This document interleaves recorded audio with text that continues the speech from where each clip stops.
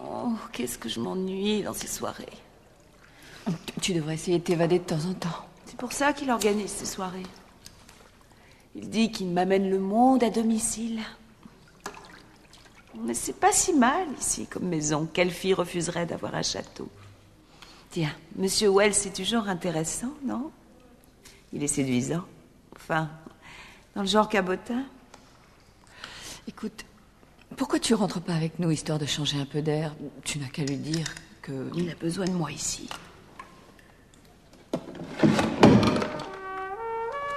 Et quelle surface fait cette monstruosité? Avec le terrain, ça fait la moitié de Rhode Island. Tu plaisantes? Non, c'est le palais que Dieu voudrait se payer s'il en avait les moyens. Salut. Monkey, tu veux bien danser avec moi? Ah oui, certes, bien volontiers. Merci. Oh, tu n'as pas été sage. Ça se sent beaucoup. Alors, est-ce que tu vas nous faire un film Oh, bientôt? Carole, tu vas pas t'y mettre, c'est... Mais moi, je te fais confiance, Orson. Je suis sûre que tu vas réussir. Sauf que là, tu as le trac. Explique. Et j'ai le trac de quoi, Carole?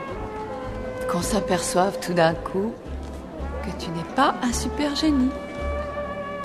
Dieu de merde, Pop, je dois aller faire quelque chose. Il est inutile de jurer comme un charretier. Oh, merde. Orson, t'es plus dans le tempo.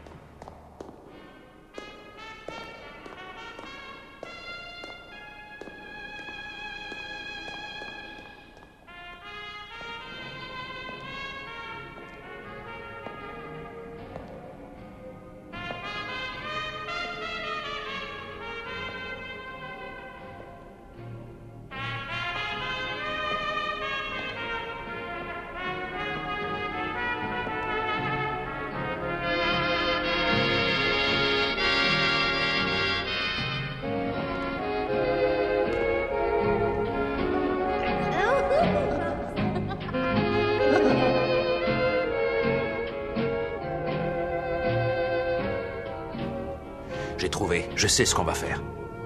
Imagine un homme qui a influencé son époque.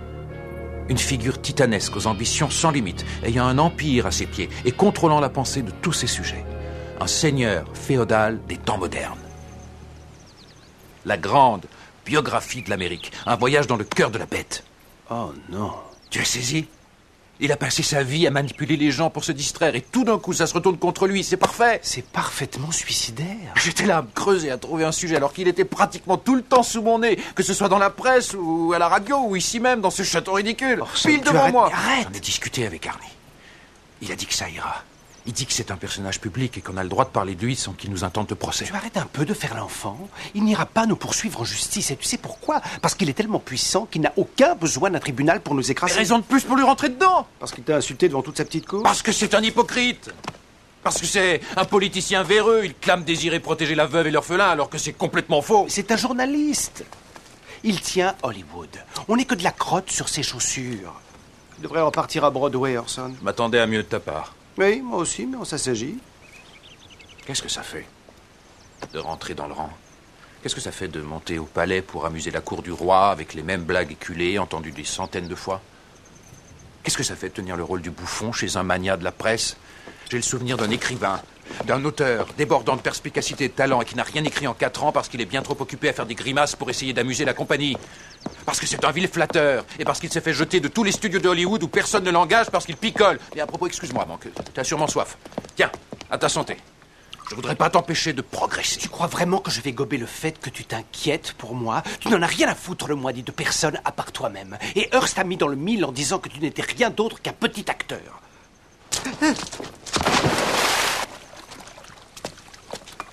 Désolé. Orson, j'ai perdu cet enthousiasme de mes débuts. J'ai poursuivi des rêves, moi aussi. Mais tout ça est fini maintenant. Ça peut revenir. Il n'y a plus un studio qui veuille de moi. Moi, je t'engagerai. Et je suis certain qu'on tient notre sujet. Tout ce qui arrive dans ma vie, tout ce potentiel, toutes ces promesses nous ont conduits à agir maintenant, toi et moi. Orson, il va nous réduire à néant. Attrape ma main. On va entrer dans l'histoire. On va incendier la Terre entière. On va révolutionner le monde.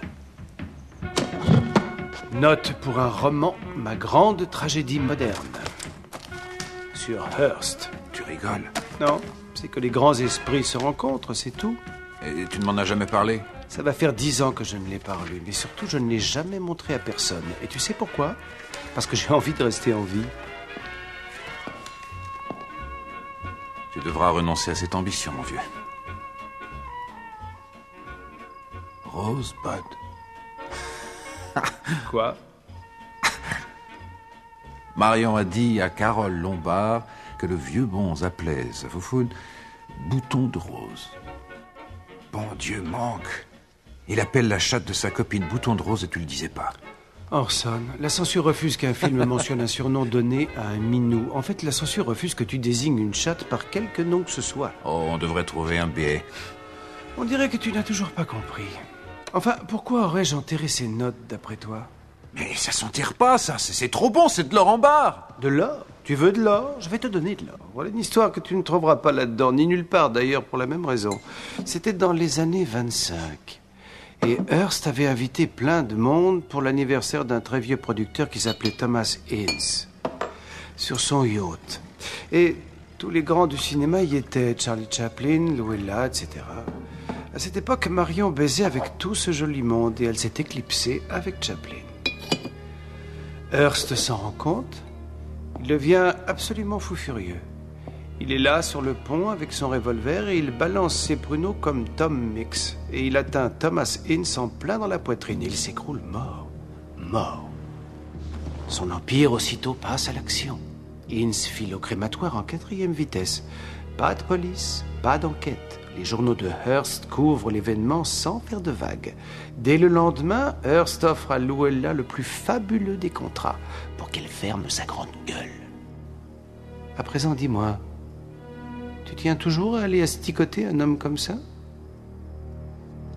Tu plaisantes, Manque. Mais plus que jamais. C'est censé être Siam. Une sorte de temple balinais, je crois. Est-ce que ça ressemble à un temple, d'après toi?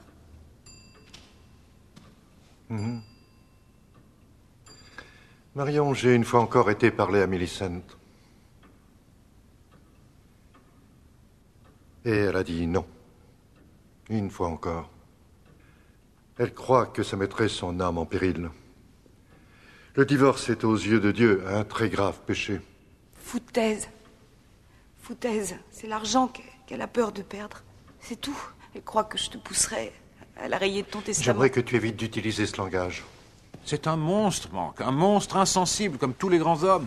Oui, mais comment traiter la dramaturgie? Il faut d'abord parler de l'époque où il était jeune et pur. Puis est venu le moment où il a, disons, perdu son innocence. Ou bien quelque chose qu'il aimait? Oh. Là, tu t'égares.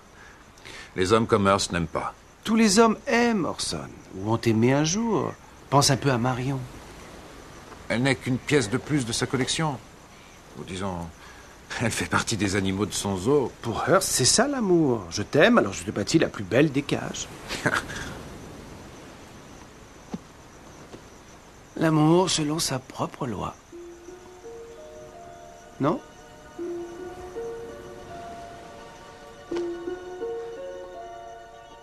L'amour selon sa propre loi. On ne connaît jamais d'autre loi que la sienne.